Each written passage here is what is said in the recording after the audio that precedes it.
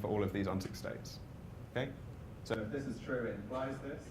And this is kind of a natural way of explaining why you never see a difference between these two measurement outcomes. It's that there really is no difference in the ontological model. So once you've generalized it like that, there's no reason not to apply the same reasoning to preparations. So it can also happen that two different preparation procedures, P and P primed, give the same distribution over measurement outcomes for all measurements. And then, just as before, we demanded that these equivalent measurement outcomes were equivalent in the ontological model, we can demand that these operationally equivalent preparation procedures are ontologically equivalent, okay, that they're the same in this model. And that gives a very natural explanation of why we can't see the difference between these two preparation procedures, so that there really is no difference between them.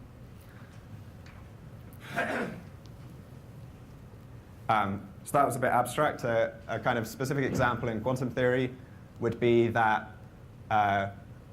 if I toss a coin and prepare either 0 or 1 on a qubit on the one hand, or if on the other hand I toss a coin and prepare either plus or minus, these give me the same density operator, and so they're going to give me the same result statistics for any measurement.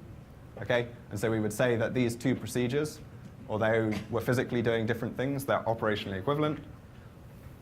And then what preparation noncontextuality would demand is that these two procedures are actually the same thing according to the ontological model. Okay, so now that we have an operational definition, we can ask whether this definition is robust once we start tweaking with those probabilities. And just because something is operational doesn't mean it's going to have this kind of robustness. A nice example is in Bell's very first paper, he provides a perfectly operational kind of inequality that shows that quantum mechanics is incompatible with locality, but it's not robust because he derived that inequality under the assumption that the measurement outcomes were perfectly anti-correlated. And so it wasn't until CHSH that you really had a kind of inequality that you could test. And so if you look at this definition, there's really two things that should worry you. So if you do an experiment, this is the condition that you're going to have to check, and then the assumption of noncontextuality gets you this. And hopefully this gets you some kind of contradiction with the statistics that you see. So the first thing is there's this for all business over here. So these two preparations have to be equivalent for all measurements. But isn't there like an infinite number of measurements that you might consider doing? And so hopefully I'll come back to this problem at the end. It's a significant problem. But for now, I'm just going to assume that there's a finite number of measurements such that if the statistics of those measurements are the same, then the statistics of all other measurements would be the same.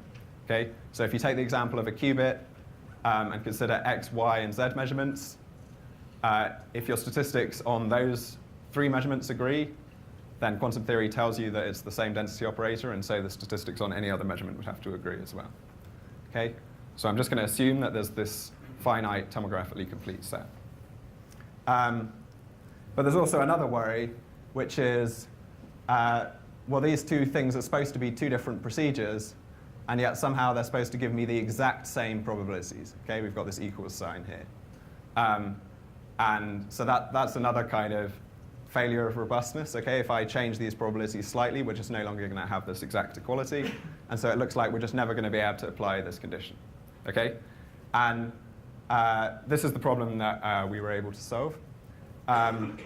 So we considered a proof that involved these 6 preparations, and the inequality that we were using demanded that the equal mixture of the red guys was equal to the uniform mixture of the blue guys, which was equal to the uniform mixture of the green guys. Okay? And if you had a perfect qubit, this is how you would implement that.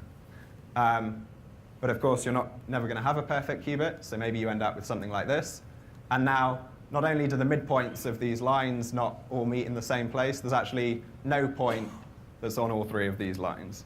Okay? So it looks like we've just totally lost the conditions that we needed to derive the inequality. But what we realized is that even though you've only done these 6 preparations, you can, using this tomographic completeness assumption, infer the statistics of an infinite number of preparations, namely the ones that are convex combinations of the preparations that you actually did. Okay? So just by doing these 6, you actually know that you could, in principle, implement everything in this region, and you know what the statistics that you get would be if you did that. And so then, you can just use your computer to search that region and just find 6 preparations that are convex combinations of the original preparations and that do satisfy the condition needed to apply the inequality. Okay? So we call the preparations that you initially implemented the primary ones, and we call these new ones the secondary ones. Okay? And it's these secondary ones that you're then going to plug into the inequality. So this isn't a free lunch. It's not a free lunch for the theorist because your inequality still has to kind of have a certain amount of robustness in that it shouldn't object to these preparations not being, say, not giving probability 1 when you project onto that direction or something like that. So it has to be able to cope with the fact these preparations are noisy. And it's not a free lunch for the experimentalists because if they really made a complete hash of these primary preparations, then you just wouldn't be able to find any secondary preparations within the convex hull that actually still violated your inequality. Okay? You would just end up with like a bunch of things that were almost the maximally mixed state or something. Okay, so that shows that even though the condition had that equality in that looks like it wasn't robust, there's a way of getting around that and achieving robustness. Another problem with a lot of traditional proofs of contextuality is that they call for projective measurements. Okay, so anything based on the Quotient-Specker theorem talks about projective measurements. And from this operational point of view, the operational signature of a projective measurement is that there are preparations that allow you to perfectly predict each outcome of the measurement. Okay, so in quantum theory, this would just be preparing the same state that you're projecting on. Okay, and in principle, that means that you'll get that outcome with certainty. What you can do in this operational contextuality is actually use that operational signature of projectiveness to derive determinism. Okay? And so then what you do is you show that determinism plus the measurements that you have are inconsistent, and you get a proof of contextuality that way. But this is kind of another clear failure of robustness. You're never actually going to see this perfect predictability in your experiment. But what we found is that if you can just get close to that, okay, so if you can have preparations that make each outcome very likely, then kind of unsurprisingly you can infer a kind of closeness to determinism in the ontological model. And then what you have to do is you have to go back to your contradiction that shows that there's no deterministic assignment, and you have to kind of turn that into a quantitative statement that says, actually, any assignment where all the probabilities are less than 1/10 or more than 9/10 is also inconsistent. Okay? So you need a proof that doesn't just show that deterministic assignments are impossible, but that also shows that assignments that are close to deterministic are impossible. And it turns out that if you have like a Quotient-Specker set with a finite number of measurements, that you always get some kind of finite bound away from determinism that you can then hope to kind of put back through this reasoning and get an inequality that you can test in an experiment. So that's exactly what we did. We used lasers and stuff. And so I guess you can tell I'm a theorist. And so these are our results. And what I'm showing here is just, it's based on those 6 preparations. And I'm showing here, like, P1 is the average of the blue preparations, P2 is the average of the green preparations, P3 is the average of the red preparations. And so, in principle, these 3 are, if we'd have done a perfect implementation, these 3 would have been operationally equivalent. But actually, you see that they're not. Okay, they give slightly different probabilities. Not that different, but different. But then, when we use the secondary procedure trick, we look for convex combinations of the primary procedures. then we're able to find ones that are exactly operationally equivalent. Okay? And it's the data from these secondary procedures that we then throw into our inequality. I won't go into the inequality in detail, but basically we started with one of these proofs that assumes determinism, but then we found that actually the same argument rules out you having probabilities larger than 5/6, less than 5/6, sorry. And so our inequality was basically that the predictability of these measurements should be less than 5/6. And even when we looked at these secondary procedures, we found that the predictability was still very close to 1. Okay? And so we had a clear violation of our inequality.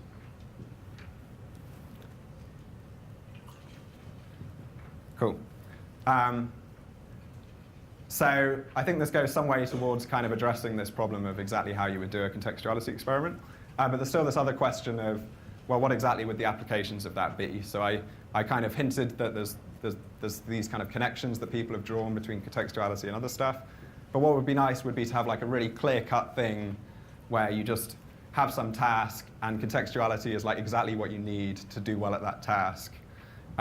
Like there's the clear connection between violating a Bell inequality and doing device-independent QKD. And so let me just spend the last few minutes kind of sketching how that might go. And so I don't have such a thing, but my suggestion would be that if you could cook up some kind of prepare and measure key distribution scheme, okay, so one where Alice prepares states and Bob does measurements, and then come up with a security proof that doesn't use the quantum formalism at all, but only assumes that Bob's measurements are tomographically complete for Alice's preparations, then you would have a task for which contextuality was the kind of resource that you were using in a very clear way. And the reason that contextuality is a resource for this task is that if there was a non-contextual model, then there's some untrusted channel between Alice and Bob, right? And if there was a non-contextual model, then that channel could just be that Alice does some measurement that gives you the ontic state, and then that Bob just does some preparation based on that ontic state. And because that ontic state is classical information, the eavesdropper or anyone else could also have a copy of it. And then the eavesdropper knows just as much as Bob does. Okay? So it's very similar to the argument that says that if you have a locally causal model, then you've got no hope of doing device-independent QKD. So you definitely need contextuality to be able to do this kind of thing. And here's a kind of very simplistic analysis that shows that actually having contextuality is also sufficient to do that task. So I'm just going to be working in a very simple scenario that Alice chooses between 4 different preparations, and Bob chooses between 2 different binary measurements. And so they get their statistics from those measurements. Okay. And now, as I said, this is all very simplistic, so I'm assuming IID statistics, and that the eavesdropper is just on each round trying to make some guess of which preparation procedure Alice chose. So her guess is going to be this extra variable E. And then this is just a kind of secure lab assumption. This says that the eavesdropper's guess can't depend on which measurement Bob has chosen. So that just kind of corresponds to no signaling from Bob in the Bell scenario. And then the other condition is going to be that Eve's guess doesn't violate this tomographic completeness assumption. Okay? And what that means is that this whole probability distribution, both for Bob's outcome and for Eve's guess, has to be a function purely of the statistics for Bob's 2 measurements. Okay? Because our assumption is that these 2 measurements are tomographically complete, and so we should be able to infer the statistics for any other measurement, including the joint measurement done by Bob and Eve. And in fact, you can use convexity arguments to show that this has to be a linear function. And then I'm just going to maximize the probability that Eve manages to guess whether Bob has prepared 0 or And so because this is linear, it turns out that this whole thing is a linear program once you know these probabilities. So I just generated a whole bunch of random probabilities. For this scenario, we actually know exactly, there's a kind of unique contextuality inequality that characterizes whether or not those statistics have a non-contextual model. So here's the value of that inequality. Here's the bound for non-contextual models. And then here's Eve's probability of guessing. And this straight line is just what I said before. If there is a non-contextual model, you've got no hope of having any kind of security. And then it turns out that as soon as you violate this contextuality inequality, you start getting some kind of limit on how well Eve can guess. Okay? And this is for a kind of simplified scenario where the equal mixture of Alice's first two preparations is equal to the equal mixture of her second two preparations. But really, we want to be robust, so we want to consider the entire space of possibilities. And if you do that, then this just kind of widens out a bit. But it's still the case that you have some kind of limit on the guessing probability if and only if you have a violation of the contextuality inequality. So to me, this suggests there's kind of a very tight connection between contextuality and this kind of task. And to sort of try and give you some very vague intuition of what's going on here, the maximum violation of this inequality is more or less unique. It's just where each of Alice's preparations makes both of Bob's measurements deterministic. Okay, so you have 4 different preparations, 4 different deterministic assignments to those 2 measurements. And the reason that Eve has no ability to guess which preparation Alice did is mathematically exactly the same as the reason why, if you have a PR box, any third system has to be uncorrelated with Alice's outcome, say. So mathematically, it's really very similar to kind of what gives you the security in device-independent QKD. All right, and with that, I'll conclude. Thank you very much.